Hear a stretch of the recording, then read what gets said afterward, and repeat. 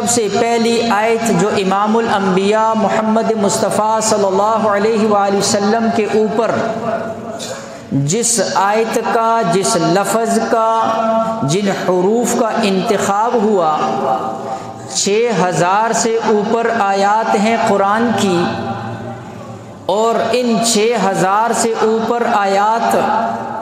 ان کے اندر رب تعالیٰ نے سب سے پہلے جس آیت کا انتخاب کیا، اس آیت کا تعلق نہ تو توحید سے ہے،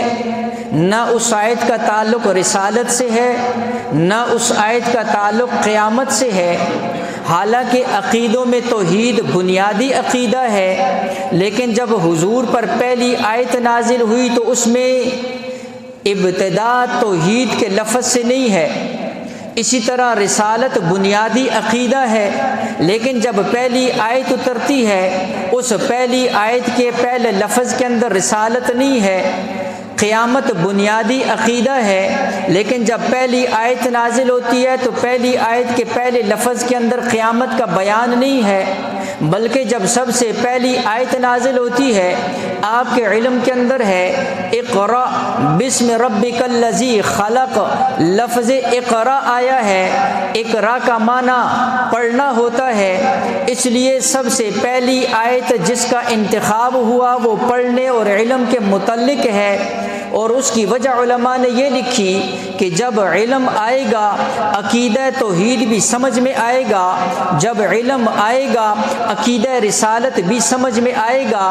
جب علم آئے گا قیامت پر ایمان بھی پختہ ہوگا، جب علم آئے گا اللہ کی معرفت اور پہچان بھی آئے گی، جب علم آئے گا حضور کے مقام اور مرتبے کا پتہ چلے گا، جب علم آئے گا عبادت کیسے کرنی ہے سمجھ تب آئے گی، جب علم آئے گا نماز کیسے پڑھنی ہے تب پتہ چلے گا، جب علم آئے گا روزہ کیسے رکھنا ہے یہ تب پتہ چلے گا، جب علم آئے گا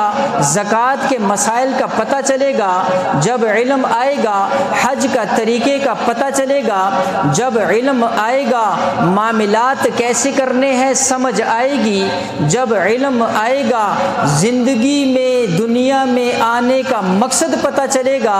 اس لیے علم بنیاد ہے، عمل بعد میں ہے، پہلے علم ہوگا پھر عمل ہوگا۔ علم ٹھیک نہیں ہے عمل ٹھیک نہیں ہو سکتا، علم نہیں ہے عقیدہ بن نہیں سکتا، علم نہیں ہے حضور کی رسالت کے اوپر کامل یقین اور مکمل ایمان آ نہیں سکتا، علم نہیں ہے اللہ کی معرفت آ نہیں سکتی، علم نہیں ہے نماز روزے میں غلطی کر جائے گا، علم نہیں ہے عبادت میں غلطی کر جائے گا، علم نہیں ہے حج پر جائے گا لاکھوں روپے لگا دے گا لیکن حج فاسد کر کے آ جائے گا، علم نہیں ہے اعتکاف کے مسائل کا پتہ نہیں چل سکتا ہے، علم نہیں ہے زکوٰۃ دینا چاہتا ہے طریقہ پتہ کوئی نہیں ہے، علم نہیں ہے اللہ کو راضی کرنا چاہتا ہے لیکن کیسے کرے پتہ نہیں ہے، علم نہیں ہے حضور کی سنت پر چلنا چاہتا ہے لیکن اس سنت کا پتہ بھی علم کے بعد آئے گا۔